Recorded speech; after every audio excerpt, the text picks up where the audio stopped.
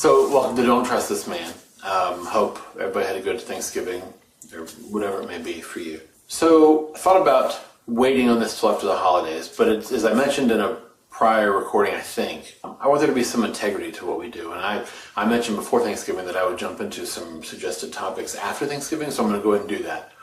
And the first one I'm going to hit this week, this time around, is from Paula. And she asked that I talk a bit about gay marriage.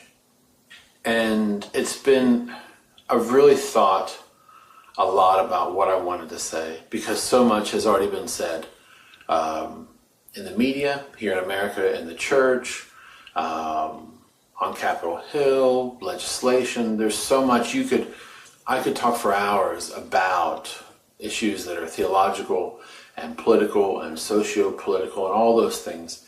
And I don't have hours. I don't want to do a 44-part miniseries called Don't Trust This Man, The Gay Marriage Chronicles. I don't want to do that. So here's the thing.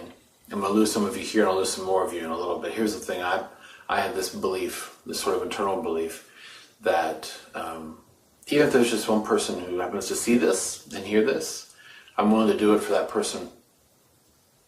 No matter how much it might kind of piss off someone else, or no matter how funny it ultimately is or how sad it is, if you are out there, then what I say is just encouraging. I'm not megalomaniacal on most days, so I don't think that I'm going to say something that's going to completely change your life.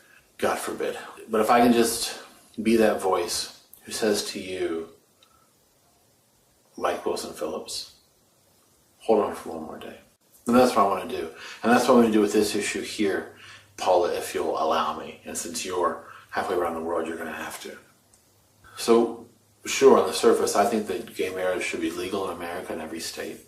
I don't think it's the government's place to tell us whom we can or cannot love. And beyond that, it's not the government's place to tell us whether we can or cannot make a public proclamation of that love. And even more so, enter into a lifelong agreement where we're going to try really hard to be faithful and loyal, and we're going to honor this other person. If anything, I think as a country, from the government on down, we should be encouraging everybody who wants to say, you know what, there's this one other person, and I want to live my life kind of in their service, kind of helping them. It's a win for everybody, I think. Also, I think as a Christian, and as someone who hears what Christians say, a lot of Christians say about homosexuality and gay marriage, in particular gay marriage, I think, what if we stopped fussing about who else can get married and just worked on our marriages?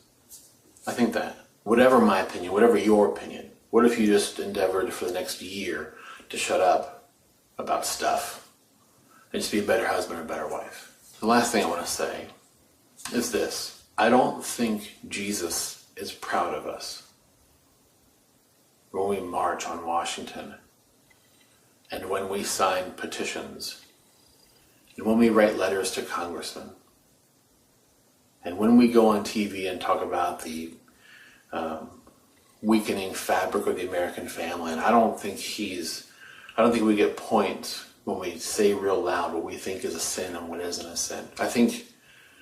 And I don't think Jesus is keeping score, by the way, but I think if Jesus were keeping score, we would get points when we looked at someone else and esteemed them to be of more value than we do ourselves, period. No matter their skin color, or their age, or their religious affiliation, or their sexual orientation, or irrespective of the person for whom they voted, or the person with whom they're going to sleep tonight. If we look outside of ourselves at our neighbor, and we say, neighbor, you matter to me because you matter to God, one. And two, is there anything that I can do today to help your existence to be better than it was before you met me? Again, I don't think Jesus is keeping score, but if he were, I wonder if we wouldn't get points for behaving that way and for doing those things. And I know that this issue, and all the issues in this family of issues, see what I did there? I didn't even mean to. I know these are divisive, derisive. I know these are divisive issues. They're contentious. That some of you think differently about me than you did before I started talking. That's fine. But what would the world look like if we stopped talking about the no's and the don'ts and the can'ts and you can't and I won't and we shouldn't? What if we stopped all that? And what if we just started saying to people, how can I help you? What can I do? Without asking for anything in return. Without asking people where they're going to go if they died on the way home tonight. What if we just started being nicer? What if we started showing mercy and grace, not because we want to impress anybody, but because it has been bestowed upon us heaps and heaps and heaps of mercy and grace. So there you go, Paula. That's what happens when the words gay marriage hit my brain. I do wish everybody a Merry Christmas. We probably won't be back before the holiday. We'll be back after.